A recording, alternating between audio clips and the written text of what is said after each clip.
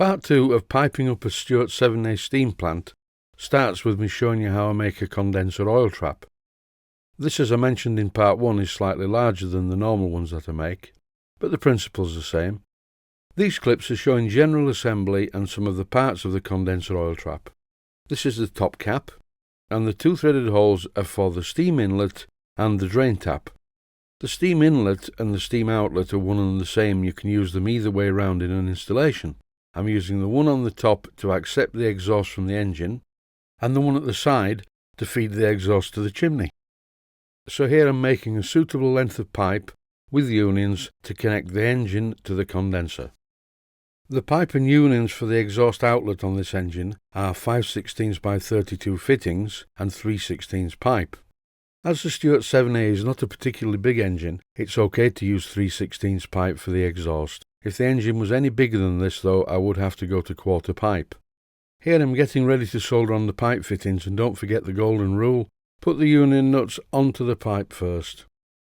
Here's the pipe all ready for the coned unions to be silver soldered in place, and by the miracle of video, it's such a quick job it's finished. As usual, I haven't cleaned up the piping, and will do this all in one go at the end. And for the cleanup of the piping, I will be using my acid bath or pickle bath. Generally, I would tie the piping together with some thin silicone rubber tubing that I have, and the whole lot would then go into the acid bath. After a while, all the oxidization from the piping will be removed. What I have to do next is a bit scary, as this boiler does not belong to me. I have to drill a hole in the chimney. So what I'm doing is measuring the height of the outlet of the condenser and measuring the height where I need to scribe a line to make a hole. If I get this wrong, it's not going to look good.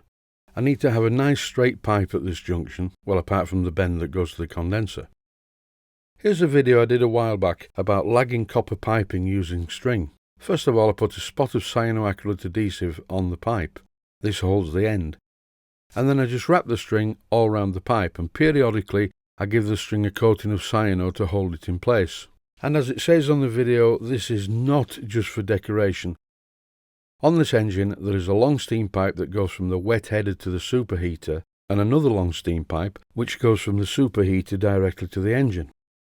When the plant is in steam, both of these steam pipes will get very hot, especially the one that leaves the superheater. Some people use PTFE tape for lagging pipes, and it's no good at all really. It soon gets very badly stained by the oil. Here's a photograph of an installation in a boat. The builder of the engine used PTFE, and you can see the difference between that and the one I did on the end of the engine. Here's a useful but rather obvious tip. I'm using a needle file in the hole of the steam outlet in the condenser to act as a scriber to make a mark on the chimney, and then I can drill the hole and I know it's level with the condenser. Very important, do not just use an ordinary drill to start drilling a hole in the chimney. I used a centre drill, because a centre drill will not wobble about and you will get an accurate countersunk hole. After the centre drill went through, I opened up the hole with a quarter drill, then I drilled it the right size for the fitting. Now I don't need to thread this must not be threaded, so it's a 3/8 fitting and this is a 3/8 hole. The fitting fits perfectly, not tight, not slack, it just fits in the hole. So I'm cleaning up the outside edge of the hole with my little needle file, and when I put the fitting in place it looks okay. There's no point in threading this because you need to have a pipe on the inside that goes up the chimney. So I'll make this pipe at the same time as I make the pipe that goes from the condenser to the chimney. In this clip I'm drilling out the fitting to 3/16 of an inch, then I'm going to silver solder a pipe into it which will go up the chimney. After the silver soldering is completed, I put the pipe loosely in place on the condenser, then move it out of the way to put this little piece in. This is the pipe that goes up the chimney, and it just fits nicely and presses into the hole. Now the main pipe from the condenser can be fastened both to the chimney and the condenser.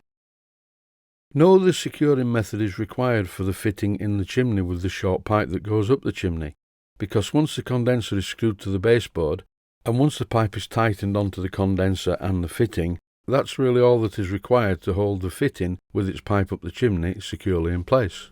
All I need now is the condenser drain tap, and here it is. The builder of this steam plant, the original builder, has put a slot in the baseboard, and I assume that the idea of this is it will act as a sump with a suitable receptacle underneath to carry away the condensate. All I need to do now is clean up all the copper piping using my acid bath. And here it is, with the piping installed. The length of silicone rubber tubing is tied to the piping, which makes it very easy to remove the piping without putting my hand into the mixture, which would not be a good thing to do. I may never play the piano again. That's it for now. Thanks for watching, and I hope you found it useful.